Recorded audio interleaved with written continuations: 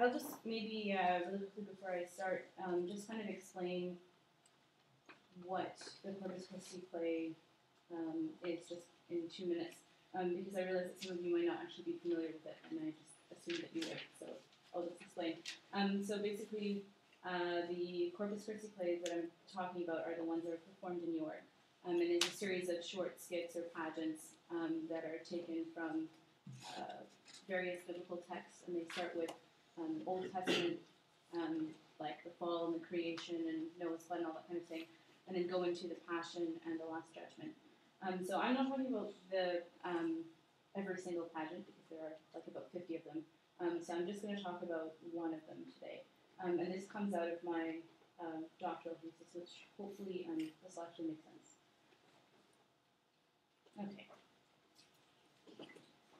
Place memory refers to the materiality of places and the events that occurred there in the past, the layers of a palimpsest of history that are brought out or recalled through what Pierre Nora would call lieux de mémoire, or sites of memory.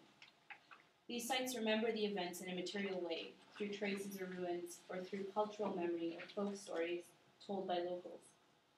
The daily uses of such sites, such as a marketplace or a church, become integrated with the locale, and these uses can be brought to light long after the marketplace closes down or a church falls to ruin.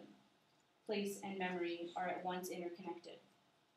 In her exploration of site-specific art, Laura Levin contends that, quote, to be specific to a site is to demonstrate a sense of responsibility toward it and to perceive all of its inhabitants as potential collaborators, end quote. These inhabitants include the spectators of a performance as well as the architectural surroundings, the buildings and infrastructure that contribute their own place memories to the performance. Levin argues that an audience's disorientation during a production, shifting attention between the performance, its locale, and distractions of the urban surroundings, is what allows the city to speak, because this disorientation articulates the importance of the site for the artwork. The site cannot be dislocated from the performance. For a dramatic text like the York Corpus Christi play, the performance locale provides an interesting opportunity to explore the relationship between the narrative depicted on stage and the stopping places of the play.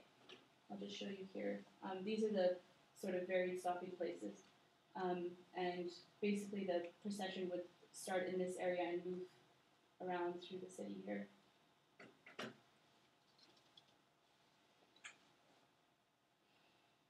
For almost 2 centuries, the play was performed on the medieval streets of York, following a route that made its way past many of the city's most influential locations. The Common Hall, or Guildhall, which is the center of the civic government, which is right here. The Minster, which is up here, which is the seat of the Archbishop. And this area right here, Pavement, which you kind of see with the 12th station, was the main marketplace of the citizens and non-citizens, as well as being the place where criminals were executed. And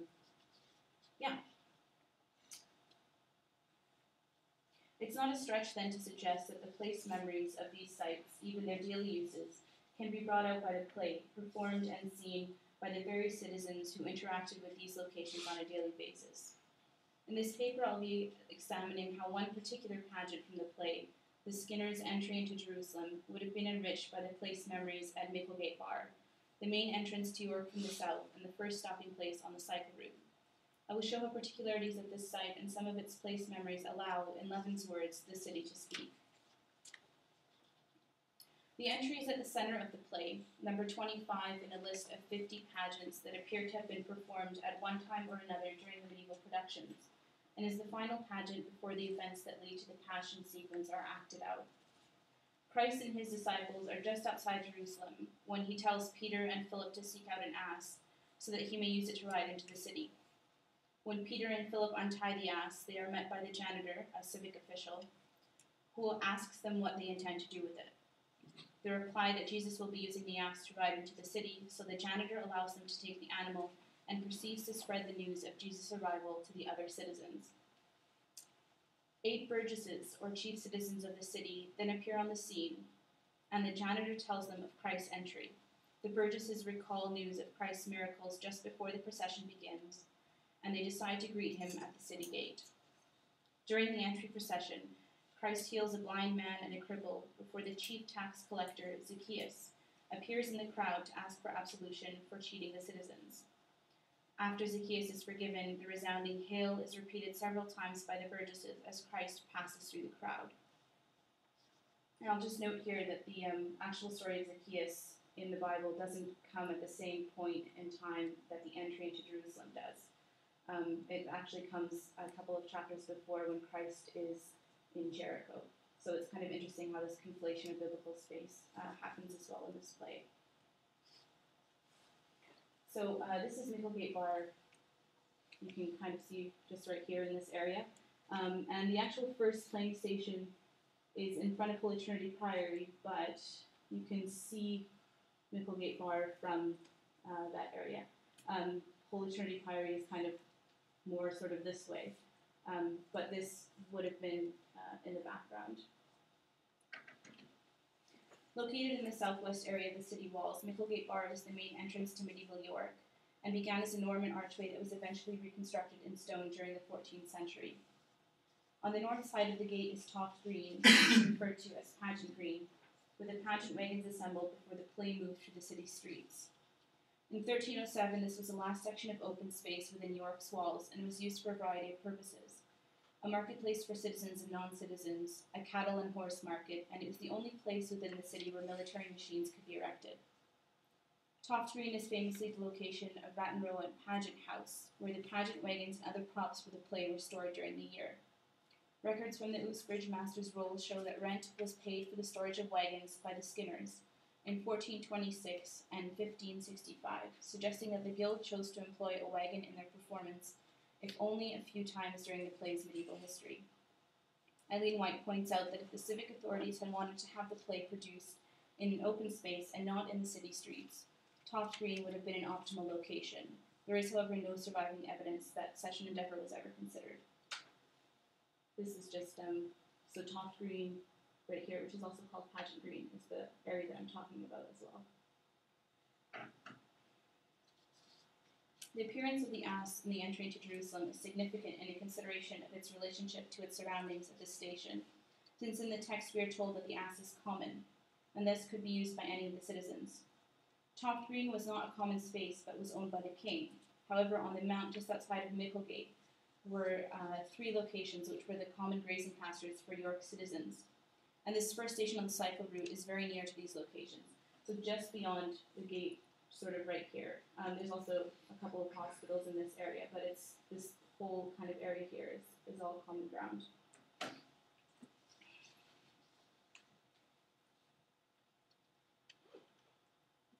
Common land could be used by the citizens to graze cattle and other animals, allowing those who could not afford to buy land the opportunity to raise their own animals for sustenance. Even though grazing one's cattle on common ground did not mean the cattle was common, inserting a common animal into the pageant is important for 2 reasons. First, Christ would be free to use the ass for his entry into the city. And second, use of a common animal for this entry meant that he himself did not have the means to acquire his own animal, much like many of York's citizens.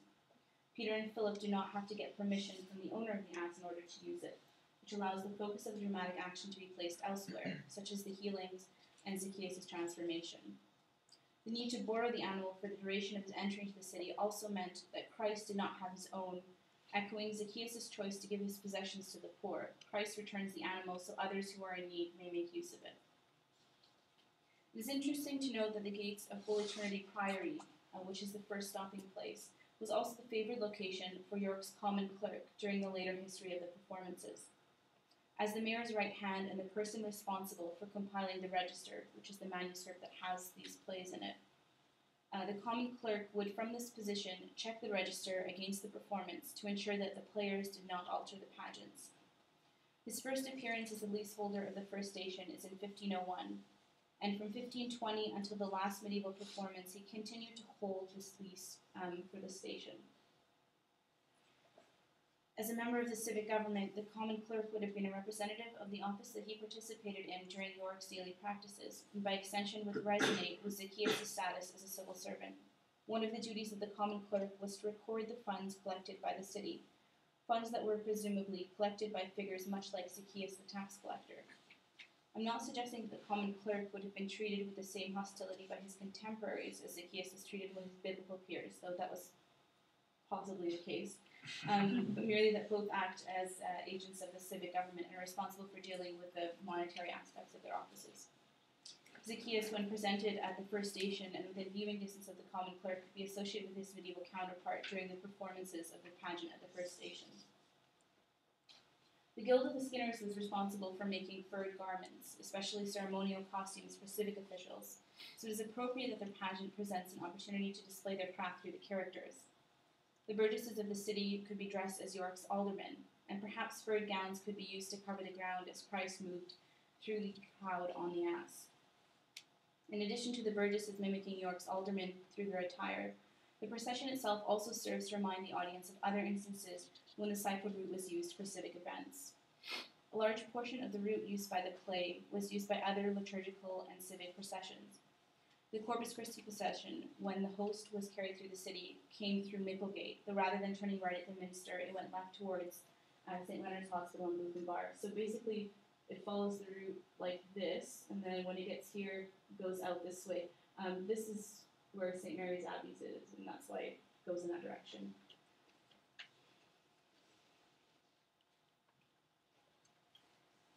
Okay. Royal entries into the city also began at Micklegate, though they ended usually at the minster. The royal entry of Henry VII in 1486 provides an interesting dynamic to the place memory of his first stopping place, especially when considering the processional aspect of the pageant.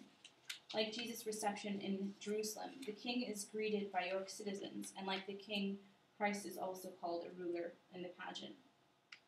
The document that outlines the king's progress through York, which is in the records of early English drama, states that several civic figures, including the mayor, sheriff, and several aldermen of the city, greeted the procession at Micklegate Bar, as well as important ecclesiastical figures, including the abbot of St. Mary's.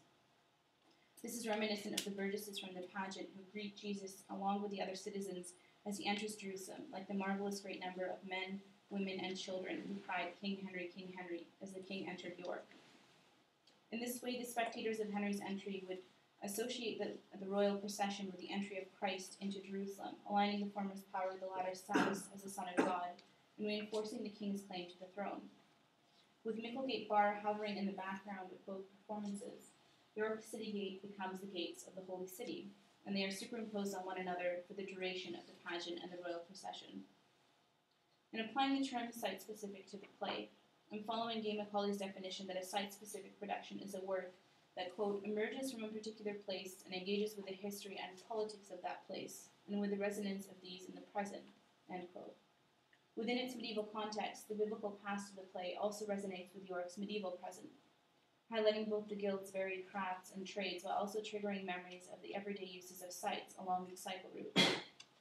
I'm not suggesting, however, that the play cannot be relocated to other sites, as has been done in several modern reproductions, but rather that specific locations along the route enrich the performance by conjuring up a site's place memory. A production of their pageant at the first station would allow the Skinners to exploit the relationship between site and narrative, since the pageant would be situated at a location that is visually significant to the performance. The inclusion of Micklegate Bar allows the entry to function as a vehicle through which Jerusalem is superimposed on York, and the performance recalls the biblical event through the spectator's interaction with the site's place memory. The audience's reception of the site following Henry VII's entry into York was also brought to the surface during the performance, where York citizens would align the king with Christ, and inversely, where Jesus' entry in the following century, with the other performances of the Corpus Christi play, would be associated with the royal procession. The common grazing ground just beyond the gate is recalled through the common ass used by Christ to enter Jerusalem, and also serving to align his social status with those who could not afford to purchase their own cattle. The weekly market at Toft Green would have provided a local source for the Skinners to acquire furs necessary to make their famed ceremonial garments.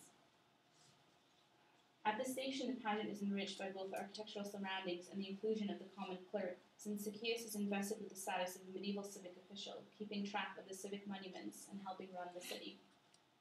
The place memories brought forth by such associations are anachronistic, conjuring up events from different pasts, medieval and biblical, and thus provide more opportunities for analysis than a performance of the entry at any of the other locations. The audience could see the surroundings that would articulate the anachronistic practice of performing a pre-Christian narrative, that of Christ entering Jerusalem, in a setting that is surrounded by Christian places of worship, and the depiction of biblical culture within a setting that is heavily influenced by medieval guild culture. And I'll just mention here as well that probably tons of bells that would have been ringing because of all the kind of churches and stuff that you have at the time. The pageant could be performed at any of the other stopping places on the cycle route, but all of these external opportunities for an analysis of the performance space would be lost, relying less on the performance space and more on the text and the actors to carry out the pageant. As a lieu de mémoire, or a site of memory, this first station becomes intertwined with the performance, grounding the dramatic text in a locale and its history, articulating the cultural memory that the play presents to its audiences. Performance brings out this history with the inhabitants, both the spectators and the architectural surroundings, and collaborating together to localize the pageant at the site.